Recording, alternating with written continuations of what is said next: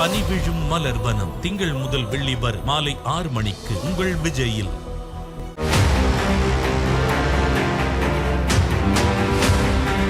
எத்தனை யுகமானாலும் எத்தனை வாய்ப்பு கொடுத்தாலும் மனுஷன் மாற தெரியாது. ஸ்கிரிப்டிங்லாம் வந்து அவரே ஓனாக எழுதி எடுத்துகிட்டு வந்து அவரே பேசினார் ஆக்சுவலாக. ஸோ அப்போ வந்து அவரோட தமிழ் பார்த்து நான் பிரமிச்சிருக்கேன். ஏன்னா அந்த வார்த்தைகள்லாம் நான் கேள்விப்பட்டதே இல்லை. அவரோட ரோலையும் பார்த்துருப்பீங்க, அவர் வர அந்த சீன், தென் அவர் கொடுக்குற அந்த வாய்ஸ், எல்லா விஷயத்தையும் பார்க்கும்போது உங்களுக்கு எந்தளவுக்கு பிரமிப்பாக இருந்தது? ரெகுலராக கமல் சாரோட டோனே இல்லாமல் அவர் ஒன்று புதுசாக ஒன்று கொடுத்துருக்காரு. ஸோ அந்த டோன் வந்து ஃபஸ்ட்லேருந்து லாஸ்ட் வரைக்கும் ஃபுல்லாக மெயின்டைன் பண்ணிகிட்டே இருந்தார் அந்த டோன். இன்னொரு விஷயம் சொல்லணும்னா, ஹிந்தி எடுக்கும்போது தான் நான் வந்து அசந்துட்டேன். கமல் சார் வந்து பார்த்தீங்கன்னா ஹிந்தி வேர்ட்ஸில் நிறைய ஐடியாஸ் கொடுக்குறாரு. இந்த வேர்ட் வேணாம், இந்த வேர்ட் போடலாமே, இது போட்டால் கரெக்டாக இருக்குமே, அது போட்டால் கரெக்டாக இருக்குமேன்னுட்டு அவரே வாலண்டரியாக வந்து ஹிந்திக்கு கொடுக்கும்போது தான் நான் வந்து அந்த ரைட்டர் எழுதுனது மொத்தத்தையும் தெலுங்கில் அப்படியே மனப்பாடமாக சொல்கிறாரு. நாகாஸ்வின் வந்து அப்படியே பார்த்துட்டே இருக்காரு. சார் அப்படின்ற அந்த ஒரு ஷாக் தான். எனக்கு ஒன்றும் புரியல, அவங்க ஏதோ கண்டினியூஸாக சொல்கிறாங்க. இன்ஃபேக்ட் சொல்ல போனால் விஸ்வரூபம், அதுக்கப்புறம் உத்தம வில்லன், பாபநாசம், இது எல்லாத்தோட சாங் ரெக்கார்டிங் எல்லாமே இங்கே தான் போச்சு. ஆக்சுவலாக விவேகமோட ரெக்கார்டிங் இங்கே பேஸ் கிட்டார் ஃபுல்லாக இங்கே தான் போச்சு. ரோடியோ அப்படின்ற அந்த கான்செப்ட் இருக்குல்ல, ஐ மீன் ஆன் ஸ்பாட் போயிட்டு இருக்கு அப்படிங்கும்போது பாட்டு ரெக்கார்டிங்கே ரோடியோ அந்த மாதிரி விஷயங்கள்லாம் நடந்திருக்கு. ரீசெண்டாக லியோ விஜய் சார் இது எல்லாம் வந்து நான் ரெடி தான் வரவா வந்து ஃபுல்லாக ரோடியோவில் தான் ரெக்கார்ட் பண்ணாங்க. விஜய் சார் அந்த ட்ரக்குள்ள தான் பாடினாரா? ஆமாம், அந்த ட்ரக்குள்ளாரே பாடிட்டாரு. ஆக்சுவலாக அதான் பொதுவாக லிரிக் வீடியோ அப்படின்னாலே இந்த விஜய் சார் பாடுறதெல்லாம் காட்டுவாங்க, அதில் காட்டவே இல்லை. ஆக்சுவலாக அது இப்போ படம் ரிலீஸ் ஆகி ரொம்ப நாள் ஆனதுனால இந்த விஷயம் சொல்கிறேன். நீங்கள் கமல்ஹாசன் அவர்கள் இங்கே ரெக்கார்ட் பண்ணார்ல, ஐ மீன் கல்கிக்காக டைலாக்ஸ் பேசினார்ல, அந்த ஆடியோஸ் போட்டு காட்ட முடியுமா? போட்டு தரலாம், போட்டு காட்டலாம். ஐ மீன் தமிழ் அண்ட் ஹிந்தியில் அவர் ஒர்க் பண்ணது போட்டு காட்டலாம். தெய்வத்தின் பேரால பணத்தின் பேரால போர் தொடுத்துக்கிட்டே இருந்தவங்களை ஒரே போர்ல தோக்கடிச்சேன். இதுதான் ஆக்சுவலாக இப்போ படத்தில் இருக்கட்டும்.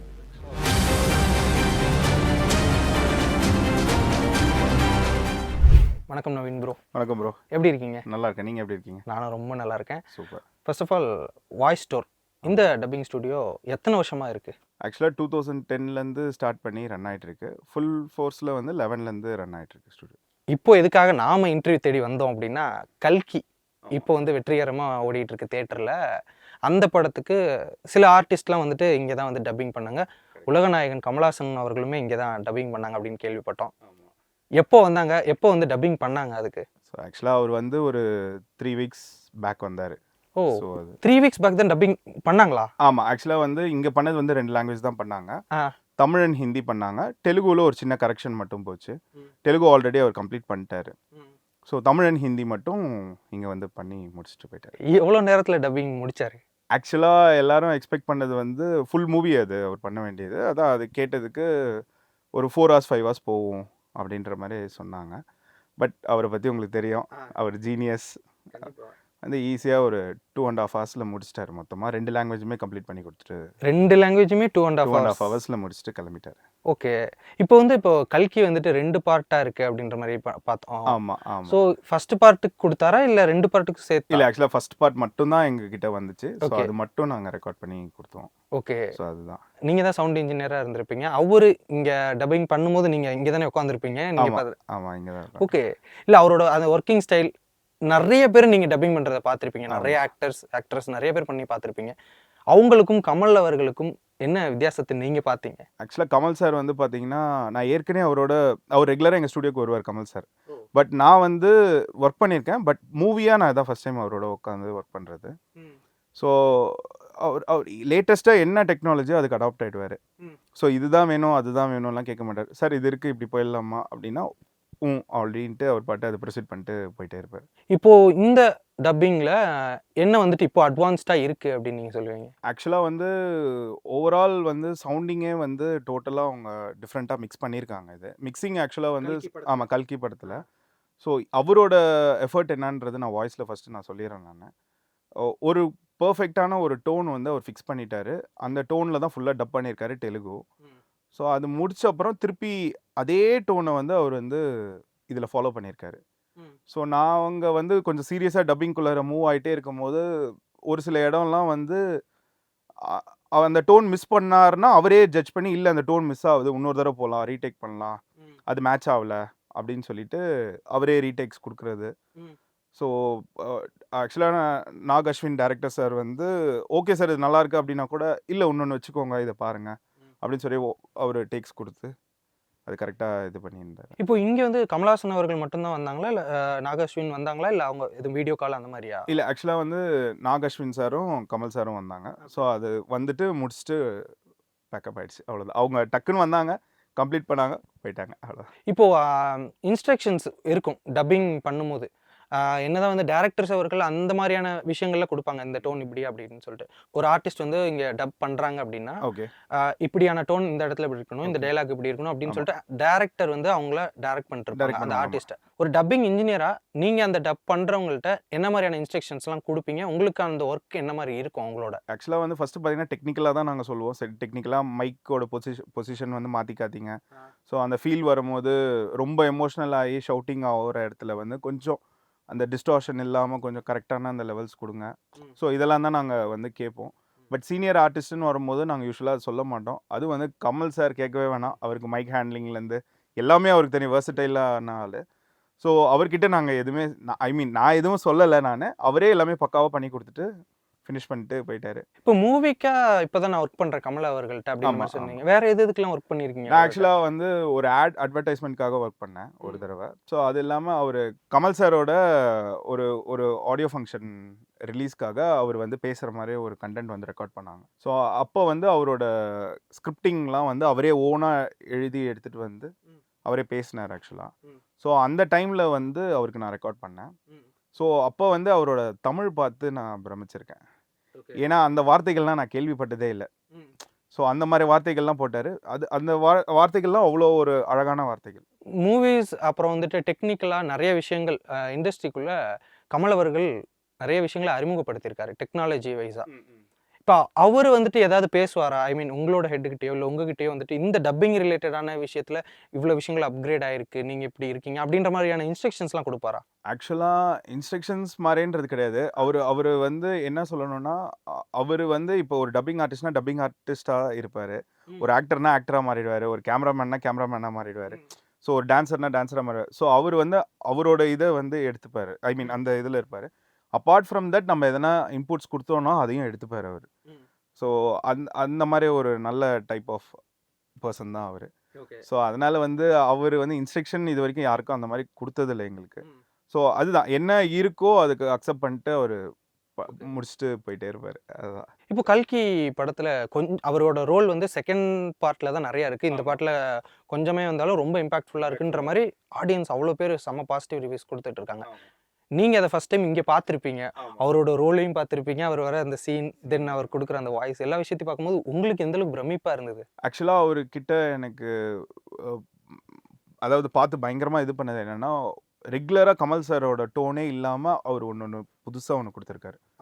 ஸோ அந்த டோன் வந்து ஃபஸ்ட்லேருந்து லாஸ்ட் வரைக்கும் ஃபுல்லாக மெயின்டைன் பண்ணிகிட்டே இருந்தார், அந்த டோன் மிஸ் ஆகாமல். ஸோ அது ஒரு விஷயம்.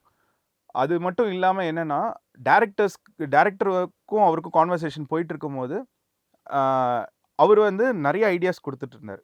ஆக்சுவலாக இந்த மாதிரி வேர்டு யூஸ் பண்ணலாமா, அந்த மாதிரி வேர்டு யூஸ் பண்ணலாமா, என்னென்னா அது யாரையும் டிஸ்டர்பும் பண்ணிடக்கூடாது. அந்த வேர்டு ஃபிலிம்க்கு இரலவெண்ட்டாகவும் போகக்கூடாது. பட் அது கரெக்டான அர்த்தம் வரணும்.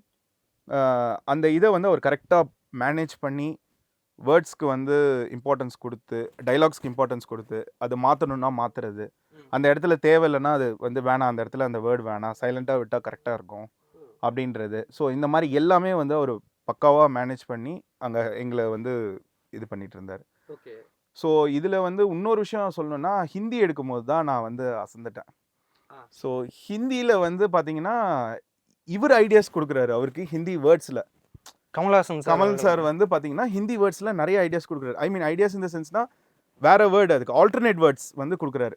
இந்த வேர்டு வேணாம், இந்த வேர்டு போடலாமே, இது போட்டால் கரெக்டாக இருக்குமே, அது போட்டால் கரெக்டாக இருக்குமேன்னுட்டு அவரே வாலண்டரியாக வந்து ஹிந்திக்கு கொடுக்கும்போது தான் நான் வந்து அப்படியே பயங்கரமாக பார்த்தேன். ஏன்னா நமக்கு வந்து தமிழ் ஃபுல்லாக பார்த்துருக்கோம் சார். இது நான் ஆக்சுவலாக 90s கிட் தான். நான் வந்து ஃபுல்லாக தமிழ் தான் நிறையா பார்த்துருக்கேன். பட் அப்பாலாம் சொல்லியிருக்காரு அவர் நிறைய ஹிந்திலலாம் பண்ணியிருக்காரு அப்படின்றதுல. ஸோ சம்டைம்ஸ் ஏதோ 1-2 பார்ப்போம். பட் அவர் வந்து எல்லா லாங்குவேஜ்லேயும் அவ்வளோ ஸ்ட்ராங்காக இருக்கார். அவருக்கு எல்லாமே தெரியுது. அதையும் தாண்டி வந்து இப்போ நம்ம பேசுகிறதுக்கும் ஒரு வேர்டுக்கு வந்து நம்ம ஆல்டர்னேட்டிவ் கண்டுபிடிக்கிறதுக்கும் நிறைய வித்தியாசம் இருக்குது. இப்போ நம்ம 2 பேர் வந்து ஒரு லாங்குவேஜ் இங்கிலீஷ் தெரியும்னா கேஷுவலாக பேசுவோம். சரி, அதை போக நம்ம ஒரு எக்ஸாம்பிள் சொல்கிறேன். இப்போ ஒரு தமிழ் தவிர நம்மளுக்கு ஒரு தெலுங்கு தெரியுதுன்னா நார்மலாக பேசுகிறோம் கற்றுக்கிட்டோம்னா நம்ம சாதாரணமாக கான்வர்ஸ் பண்ணுவோம். இந்த வேர்டுக்கு இது ஆல்டர்னேட்டுன்றது நம்ம ஜட்ஜ் பண்ண முடியாது. அதாவது பேசுகிறவங்க கேஷுவலாக வேணும், அதை பற்றி மொத்தமாக தெரிஞ்சவங்கனால தான் அது வந்து இது பண்ண முடியும். ஸோ அது மட்டும் இல்லாமல் இன்னொரு விஷயம் என்னென்னா, தெலுங்குல வந்து ஒரு ரைட்டரை பற்றி அவர் சொன்னார். எனக்கு அந்த ரைட்டர் நேம் தெரியல, ஞாபகம் இல்லை. பட் அந்த ரைட்டரை பற்றி அவர் சொன்னார். அந்த ரைட்டர் எழுதுனது மொத்தத்தையும் தெலுங்குல அப்படியே மனப்பாடமாக சொல்கிறாரு. நாகாஸ்வின் வந்து அப்படியே பார்த்துட்டே இருக்கார். அவர் என்ன சார் அப்படின்ற அந்த ஒரு ஷாக் தான். எனக்கு ஒன்றும் புரியல, அவங்க ஏதோ கண்டினியூஸாக சொல்கிறாங்க. ஸோ அப்படியே பார்த்துட்டே இருக்கிறோம். ஸோ அதனால் வந்து என்னென்னா, தமிழ் மட்டும் கிடையாது, எல்லா லாங்குவேஜ்லேயும் எல்லா ரைட்டர்ஸ், அதாவது என்ன சொல்கிறது, புது விஷயங்கள், வார்த்தைகள், அர்த்தங்கள் எல்லாமே அவர் வந்து நிறைய தெரிஞ்சு வச்சுருக்காரு. அவருக்கு நிறைய தெரியுது. ஸோ இதுதான் உண்மை, அது மறக்கவே முடியாது. தென் அந்த விஷுவல்ஸ், இப்போ அவரோட ஒர்க்ஸ் பற்றி பேசும்போது, இப்போ கல்கி அந்த படத்தில் வர அந்த விஷுவல்ஸ் பார்த்து நிறைய பேர் பிரமிச்சு போயிருக்காங்க. ஏன்னா இந்தியன் சினிமாவில் எப்படி ஒரு விஷுவல்ஸ் வந்து அப்படிங்கும்போது நீங்கள் அதை கன்ஃபார்ம் இங்கே பார்த்துருப்பீங்க. ஆமாம், விஷுவல் பார்க்கும்போது உங்களுக்கு எந்த அளவுக்கு பிரமிப்பாக இருந்தது? ஆக்சுவலாக வந்து விஷுவல் வந்து ஃபஸ்ட்டு நான் பார்த்த உடனே ஒன்றுமே புரியல. கொஞ்சம் வந்து அது பயங்கரமாக இருக்குது. அந்த விஷுவல் ரொம்ப நல்லா பயங்கரமாக க்ரியேட் பண்ணியிருந்தாங்க. ஃபர்ஸ்ட் ஆஃப் ஆல் வந்து சிஜி ஆர்டிஸ்ட் ரொம்ப நல்லாவே பண்ணியிருந்தாங்க அது. ஸோ ஃபைனல் இதுதான் எனக்கு வந்துச்சு, கட்டு தான் வந்துச்சு அந்த எண்டில். ஸோ அந்த எண்ட் டு எண்ட் அந்த கட்டு பார்க்கும் போதே எனக்கு தெரிஞ்சிடுச்சு சிஜி பயங்கரமாக ஒர்க் பண்ணியிருக்காங்க. பயங்கர பிக் பிளாஸ்டாக இருக்க போகுது படம் அப்படின்றது எனக்கு நல்லாவே தெரிஞ்சு போச்சு. ஸோ அப்புறம் அது இல்லாமல் சாரோட பர்ஃபார்மன்ஸு. ஸோ அந்த எந்த இடத்துல வந்து அந்த ஆக்சுவலாக வந்து இவரோட இது என்னென்னா, அந்த கிட்ட வரும்போதெல்லாம் அந்த ப்ரீத் எஃபெக்ட்லாம் கொடுத்துருந்தாரு அங்கேருந்து. அந்த ஆமாம், அதாவது வந்து அவரோட ஃபேஸ் வந்து கிட்ட வந்து அந்த கேரக்டர் கிட்ட பேச வரும்போது ப்ரீத் எஃபெக்ட் கொடுத்துருப்பாரு. ஸோ அந்த ப்ரீத் எஃபெக்ட் வந்து பார்த்தீங்கன்னா கரெக்டாக அந்த ஒரு பயமுறுத்துகிற ஃபீலும் இருக்கும், கரெக்டான அந்த ஃபேஸுக்கு தேவையான இதுவும் வந்து கரெக்டாக கொடுத்துருந்தாரு அது. ஸோ அந்த ஃபீல்லாம் வந்து வேறு லெவல். ஆக்சுவலாக ஒரு மிரட்டுற ஃபீல் தான் வச்சுக்கோங்களேன். ஸோ அதுதான் பெர்ஃபார்மன்ஸ். இப்போ ப்ரோ, இப்போ கல்கியில் வந்துட்டு இப்போ நீங்கள் டப்பிங் மட்டும் தான் பண்ணீங்களா, இல்லை சவுண்ட் மிக்சிங் அந்த மாதிரியான விஷயங்கள் வேறு யாரும்? ஆமாம், இது சவுண்ட் மிக்சிங் வெளியில் போச்சு. ஆக்சுவலாக டப்பிங் மட்டும் நாங்கள் பண்ணோம். டப்பிங் வந்து அதுவும் வந்து தமிழ், ஹிந்தி, தெலுங்குல வந்து ஒரு சின்ன கரெக்ஷன்ஸ் மட்டும் நாங்கள் பண்ணோம். இப்போ தமிழ், ஹிந்தியில் கமல்ஹாசன் அவர்களுக்கு இப்போ நீங்கள் டப்பிங் இன்ஜினியராக இருந்தீங்க. இப்போ மற்ற ஆர்டிஸ்ட்னா என்னென்ன ஆர்டிஸ்ட்லாம் இங்கே டப்பிங் இது பண்ணாங்க? இங்கே அது தவிர வந்து இன்னொரு கோ இன்ஜினியரும் ஒர்க் பண்ணார். ஸோ இங்கே வந்து ஆக்சுவலாக ஹீரோக்கு போயிருக்கு. ஸோ அது இல்லாமல் சைட் கேரக்டர்ஸ் கொஞ்சம் பேருக்கு எல்லாமே போயிருக்கு. ஸோ இதுதான் ஹேப்பனிங். படத்தில் நிறைய கேமியோஸ் அப்படின்ற விஷயங்கள் தேட்டரில் போய் பார்க்கும்போது தான் எல்லாருக்குமே தெரியும். துல்கர் சல்மான் அவர்கள், விஜய் தேவர்கொண்டா அப்படின்னு சொல்லி நீங்கள் படம் இங்கே வந்துட்டு பார்க்கும்போது உங்களுக்கு தெரிஞ்சிச்சா? இல்லை, ஆக்சுவலாக வந்து எங்ககிட்ட வந்து சாரோட கட் மட்டும் தான் எடுத்துகிட்டு வந்தாங்க. ரொம்ப கான்ஃபிடென்ஷியலாக வந்துச்சு. ஓகே. ஸோ அது மட்டும் தான் நாங்கள் பண்ணோம். ஸோ அப்பார்ட் ஃப்ரம் தட் வந்து அந்த இன்ஜினியர் ஒர்க் பண்ணும்போது அவருக்கு என்ன கட்ஸ் கொடுத்தாங்கன்னு தெரியல. ஸோ நான் பண்ணும்போது எனக்கு வந்து கமல் சாரோட போர்ஷன் மட்டும் க்ளீனாக வந்துச்சு. ஓகே. ஸோ அந்த 2 லாங்குவேஜ் கட் வந்துச்சு. ஸோ அந்த 2 லாங்குவேஜ் கட் முடிச்சாச்சு. இப்போ பொதுவாக வந்துட்டு இப்போ நீங்கள் இப்போ கல்கியாக இருக்கட்டும், நிறைய படங்கள் டப்பிங் இது பண்ணியிருப்பீங்க. நிறைய விஷயங்கள் உங்களுக்கு பிரமிப்பாக இருந்திருக்கும். இப்படி ஒரு சீனா, இப்படி ஒரு படமா அப்படின்ற மாதிரி. வெளியில் நீங்கள் இங்கே தான் ஒர்க் பண்ணுறீங்கும் போது ஃப்ரெண்ட்ஸ்லாம் கேட்பாங்களா, அந்த படம் உங்கள் ஸ்டுடியோக்கு தான் வந்துச்சா அப்படின்ற மாதிரி நீங்கள் விஷயங்கள்லாம் ரிவீல் பண்ணுவீங்களா வெளியே? ஆக்சுவலாக நான் ரிவீல் பண்ண மாட்டேன். என்னை பொறுத்த வரைக்கும் எப்படின்னா, கடைசியாக வந்து தெரிய வரும் ரிலீஸ் அப்போ வந்து நாங்கள் ஸ்டுடியோவில் ப்ரொமோட் பண்ணும்போது, ஓ இங்கே போச்சா அப்படின்னு சொல்லி அப்புறம் எனக்கு ஃபோன் கால்ஸ் வரும். சில பேர் கேட்பாங்க, சில பேர் அப்ரிஷியேட் பண்ணுவாங்க, சூப்பராக இருந்துச்சு, நல்லா இருந்துச்சுன்னு சொல்லுவாங்க. ஸோ அதான். பட் இங்கே வந்து நம்ம ஸ்டுடியோவில் ரிவீலிங்கிறதே கிடையாது. Highly confidential. எல்லாமே வந்து நோ பைரசி, நத்திங். ஃபுல் டைட்டாக இருக்கும், ஃபுல் செக்யூர்டாக இருக்கும் இங்கே. Okay okay. ஸோ அதுதான் நம்ம ஸ்டுடியோவோட இது. நீங்கள் கிட்டத்தட்ட எத்தனை ப்ராஜெக்ட்ஸ் ஒர்க் பண்ணியிருக்கீங்க? ஒரு கவுண்ட் இருக்கா உங்ககிட்ட? கவுண்ட்டு வந்து இருக்கும். ஈஸியாக ஒரு 50-60 மூவிஸ் பண்ணியிருக்கேன். ஸோ அது ஆக்சுவலாக சில சமயம் ஃபுல் மூவியும் பண்ணியிருக்கேன். கரெக்ஷன்ஸ் மாதிரியும் வரும். சில சமயம் வந்து இந்த மாதிரி வந்து ஒன்லி கேரக்டர்ஸ் மட்டும் எடுத்துகிட்டு வருவாங்க. ஸோ இந்த ஆர்டிஸ்ட், அதாவது சீனியர் ஆர்டிஸ்ட்டுக்கு மட்டும் எடுத்துகிட்டு வருவாங்க, அவங்களது மட்டும் கம்ப்ளீட் பண்ணி கொடுக்க சொல்லுவாங்க. ஸோ அந்த மாதிரி மூவிஸ் பண்ணியிருக்கேன். ஆட் ஃபிலிம்ஸ் மோர் தேன் ஒரு 200-300 பண்ணியிருப்பேன் ரஃபா. அதாவது நான் சொல்கிறது வந்து வாய்ஸ் ஓவர்ஸ், ரேடியோ ஜிங்கிள்ஸ் எல்லாம் சேர்த்து ஒரு 200 பண்ணியிருப்பேன் ரஃபா. இப்போ கரெக்ஷன்ஸ் அப்படின்னு வந்ததுன்னா என்னென்ன பெரிய பெரிய படங்கள் மோஸ்ட்லி கரெக்ஷன்ஸ்க்கு டக்குன்னு வருவாங்க? அந்த மாதிரி வந்ததுன்னா என்னென்ன படங்கள் வந்திருக்கு? கரெக்ஷன்ஸுன்னுட்டு பார்த்தீங்கன்னா, எப்படி கரெக்ஷன்ஸ்ன்னு நான் சொல்கிறேன்னா, இப்போ ஃபார் எக்ஸாம்பிள் ஆர்டிஸ்ட் வந்து ஃபுல்லாக மும்பைலையும் ஹைதராபாத்லேயும் முடிச்சிருப்பாங்க ஃபுல்லாக. ஸோ ஃபைனலாக அவங்க நேட்டிவ், அதாவது ஷூட் கம் அது பேரலாக எதனா பிளான் பண்ணியிருப்பாங்க. ஸோ ஃபைனலாக அந்த மூவி முடிஞ்சிட்ருக்கோம், ஷூட்டும் முடிஞ்சிட்ருக்கோம். அவங்களும் வேறு ஸ்கெடியூலில் வந்து இங்கே வந்துட்டுருப்பாங்க நேட்டிவ்க்கு. ஸோ அந்த சமயம் வந்து எதனா கரெக்ஷன்ஸ், பேட்ச் ஒர்க்ஸும் இருக்கும். அப்பார்ட் ஃப்ரம் தட் ஒரு ஃபுல் கேரக்டர் வேணும்னா அந்த ஃபுல் கேரக்டர் இப்போ ஃபார் எக்ஸாம்பிள் வந்து ஜஸ்ட் மென்ஷன் பண்ணுறேன், துல்கர் சல்மான் சார் கிட்ட பற்றி பேசினதுனால, துல்கர் சல்மான் சார் வந்து பார்த்தீங்கன்னா உங்களுக்கு இங்கே தான் ஃபுல்லாக பண்ணுவார். அவரோட போர்ஷன்ஸ் மட்டும் எங்கே அந்த ஃபுல் மூவி முடிஞ்சாலும் அவரோட போர்ஷன்ஸ் இங்கே எடுத்துகிட்டு வந்து இங்கே அவர் மட்டும் கம்ஃபர்ட் ஜோன் இருக்கனால இங்கே வந்து ரெக்கார்ட் பண்ணிட்டு போயிடுவார். தமிழ், தெலுங்கு, மலையாளம் என்ன மலையாளம் அடிக்க நான் ஆக்சுவலாக துல்கர் சல்மான் சாரோட ஒர்க் பண்ணியிருக்கேன். நான் ஹிந்தியும் ஒர்க் பண்ணியிருக்கேன் அவரோட. ஸோ ஹிந்தி ஒரு வெப் சீரிஸ்க்காக நான் தான் அந்த ஃபுல் வெப் சீரிஸும் ரெக்கார்ட் பண்ணி. ஏன் இங்கே அவருக்கு ரொம்ப கம்ஃபர்டபுள்? இங்கே வந்து கொஞ்சம் அவருக்கு கம்ஃபர்டபுள், இங்கே கொஞ்சம் அந்த கம்ஃபர்ட் ஜோன் அந்த இது இருக்கும். ஸோ அதனால இங்கே கம்ஃபர்ட்னால வந்துடுவாங்க. தென் இப்போ நிறைய படங்கள் ஒர்க் பண்ணீங்கல்ல, இதில் எனக்கு இந்த படம் ஒர்க் பண்ணும்போது ரொம்ப இன்ட்ரெஸ்டிங்காகவும் ரொம்ப நாள் போச்சு அப்படின்ற மாதிரிலாம் எதுவும் இருக்கா? இப்போ ஒரு படம்னா கிட்டத்தட்ட நிறைய ஆர்டிஸ்ட் இருப்பாங்க, ஒரு 2 நாள் 3 நாள் கூட ஆயிருக்கும்ல டப்பிங். அந்த மாதிரினா என்ன படம் ரொம்ப நாள் எனக்கு இருந்துச்சு ஒரு ப்ராஜெக்ட்லேயே அப்படின்ற மாதிரி? ரொம்ப நாள் இருந்திருக்குன்னா நான் ஆக்சுவலாக யூஸ்வலாக நிறைய படம் இருக்குது ப்ரோ. ரொம்ப நாள் போகும் ப்ரோ. ரொம்ப நாள் இந்த சென்ஸ்னா நீங்கள் ஈஸியாக ஒரு படத்தோட டப்பிங் வந்து 15 days ஃபாஸ்ட்டாக ஒர்க் பண்ணாங்கன்னா ஃபைனல் எல்லாம் சேர்த்து கரெக்ஷன்லாம் சேர்த்து ஒரு 20 days முடிச்சிடலாம். கொஞ்சம் ஸ்லோ, அவங்களுக்கு டைம் இருக்குது, கொஞ்சம் வந்து அவங்க க்ரியேட்டிவிட்டி நிறைய யூஸ் பண்ணுறாங்க, சேஞ்சஸ்லாம் இருக்குன்னா ஈஸியாக ஒரு 1.5 months போகும். கிரியேட்டிவிட்டி இன் த சென்ஸ் எப்படியெல்லாம் இருக்கும் கிரியேட்டிவிட்டி? ஃபார் எக்ஸாம்பிள் வந்து இப்போ டப்பிங்க்கே வந்து டைம் எடுத்துப்பாங்க சில பேர். சில பேர் வந்து டப்பிங் ஓகே டப்பிங் அப்படின்ட்டு ஷார்ட்டாக முடிச்சிடுவாங்க. சில பேர் வந்து டப்பிங் டைம் எடுத்து இம்ப்ரவைஸ் பண்ணி, இப்போ ஃபார் எக்ஸாம்பிள் வந்து ஒரு ஏதாவது ஒரு ஊரை பேஸ் பண்ணதுன்னு வச்சுக்கோங்களேன், அந்த ஊரோட நேட்டிவிட்டி வந்து எல்லாருக்குமே கொண்டு வரணும்னா ஸ்லாங் வந்து ரொம்ப முக்கியம் உங்களுக்கு. ஓகேங்களா? ஸோ அந்த ஸ்லாங்கை வந்து அவங்க புல் பண்ணி கொண்டு வரணும். ஸோ அந்த ஸ்லாங்கை வந்து அவங்க புல் பண்ணி கொண்டு வரணும் இந்த சென்ஸ்னால் அந்த ஊரோட பேசி பழகும் போது தான் உங்களுக்கு அந்த ஸ்லாங் எல்லாம் வரும். ஸோ அதனால வந்து அந்த ஸ்லாங் வர வைக்கிறதுக்காக அது டைம் ஆகும். ஸோ அந்த மாதிரி இதெல்லாம் இருக்குது ஆக்சுவலாக. இப்போ வந்துட்டு அதுலேயே வந்துட்டு உங்களுக்கு மறக்க முடியாத நினைவுகள்லாம் இருக்கும்ல. இப்போ இதெல்லாம் வந்துட்டு மறக்க முடியாது, ரொம்ப அவசரத்தில் இந்த படம் இப்போ தான் ரிலீஸுக்கு ரெடியாக இருக்குது, அந்த சமயத்துலலாம் எங்களுக்கு டப்பிங் வந்திருக்கு அப்படின்னா என்ன படம்?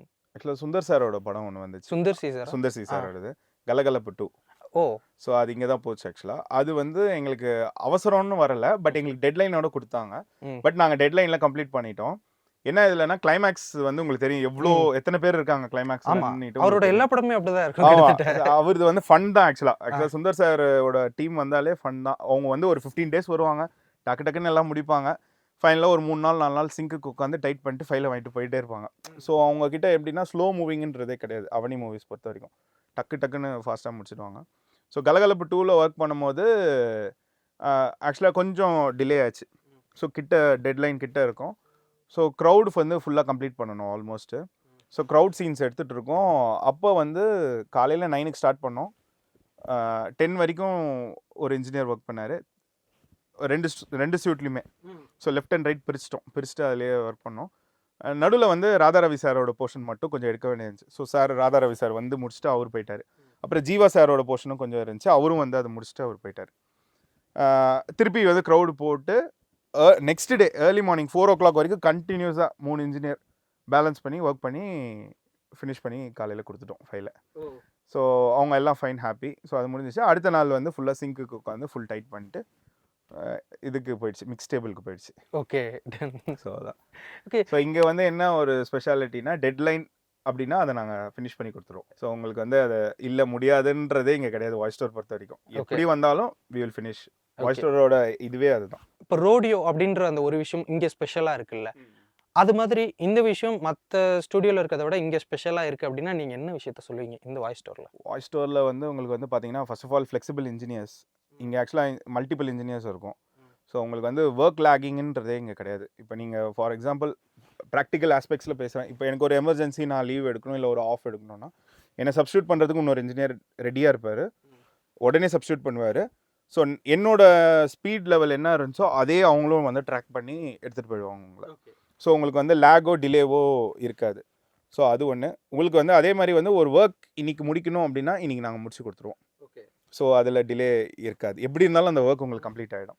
ஸோ இதுதான் வாய்ஸ் ஸ்டோரோட ஸ்பெஷாலிட்டி. ஸோ அப்படி தான் எங்கள் பாஸ் எங்களை எல்லாம் ட்ரெயின் பண்ணியிருக்காரு. ஸோ என்னென்னா இது அவர்கிட்டருந்து நாங்கள் கற்றுக்கிட்டது தான்.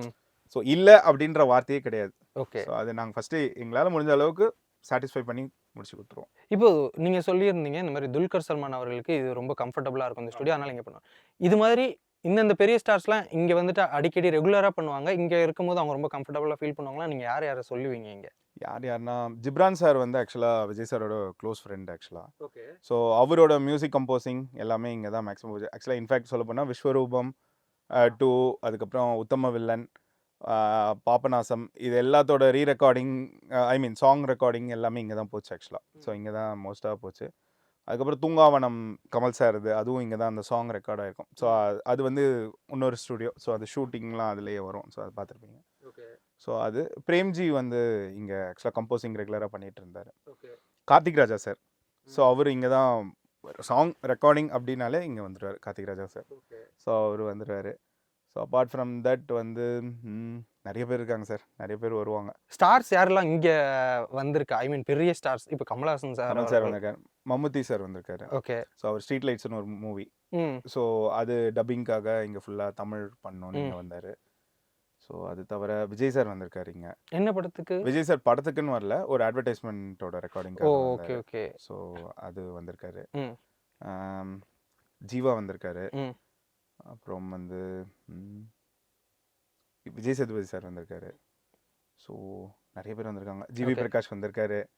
எல்லாம் அனிருத் இது அஜித் சாரோட ஒரு ஃபர்ஸ்ட் மூவி பண்ணாரு, வேதாளமா? இல்ல அதுக்கும் முன்னாடி ஒன்று பண்ணாரு. அனிருத் அவர்கள், காஜல் அகர்வாலும், விவேகம், அஜித் விவேகமோட ரீ ரெக்கார்டிங் இங்க பேஸ் கிட்டார் ஃபுல்லா இங்க தான் போச்சு. ஓ.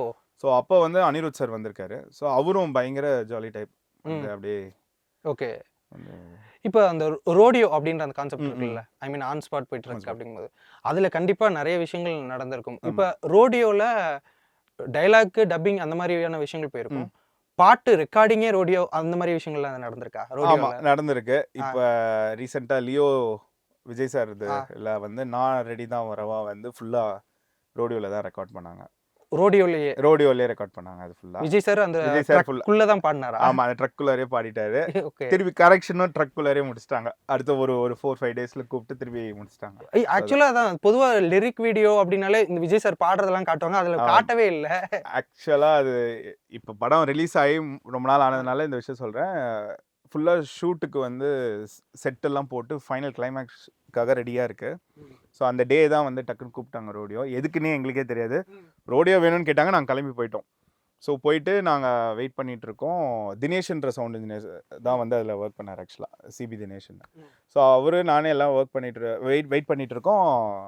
இந்த மாதிரி சார் தான் வர போறாரு, பாட போறாரு அப்படின்னாங்க. ஒன்றும் புரியல. அப்புறம் தான் அனிருத் சாரோட சவுண்ட் இன்ஜினியர் வந்தார்.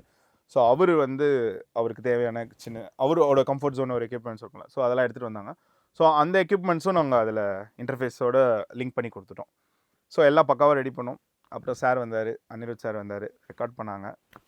ஸோ ஃபைனலாக வந்து சாங் அவுட்புட் வந்துடுச்சு. இப்போ டப்பிங்னா ஓகே, இங்கே ஒரு ஸ்க்ரீன் வச்சுருப்போம், ஓகே, இங்கேருந்து இப்படி பார்த்து பண்ணுவாங்க.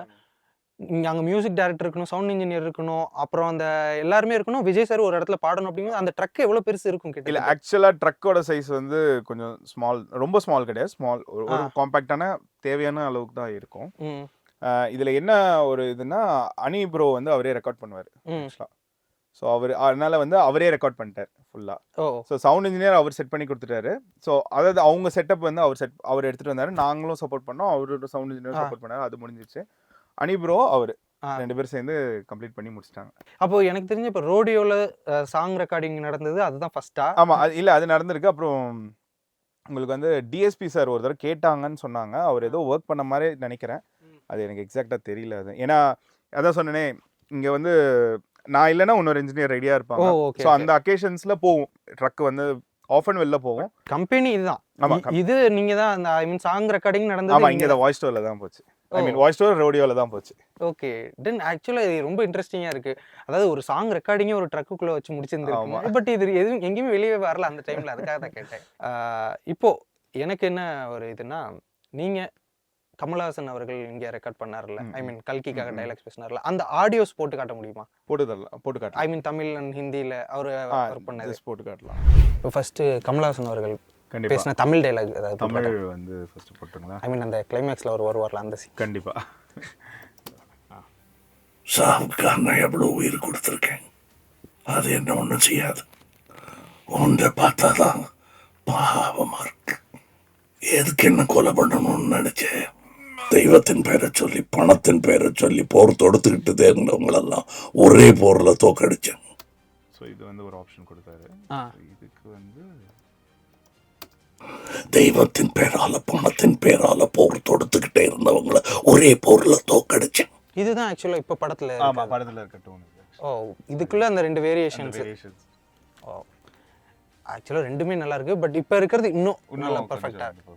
ஓ ஆக்சுவலாக செம்மையாக இருந்தது ப்ரோ. இவ்வளோ நேரம் நீங்கள் கொடுத்த இன்டர்வியூமே வேறு லெவலில் இருந்தது. Thank you so much for the answers. Thank you. பனி விழும் மலர் வனம் திங்கள் முதல் வெள்ளி வரை மாலை 6 மணிக்கு உங்கள் விஜயில்.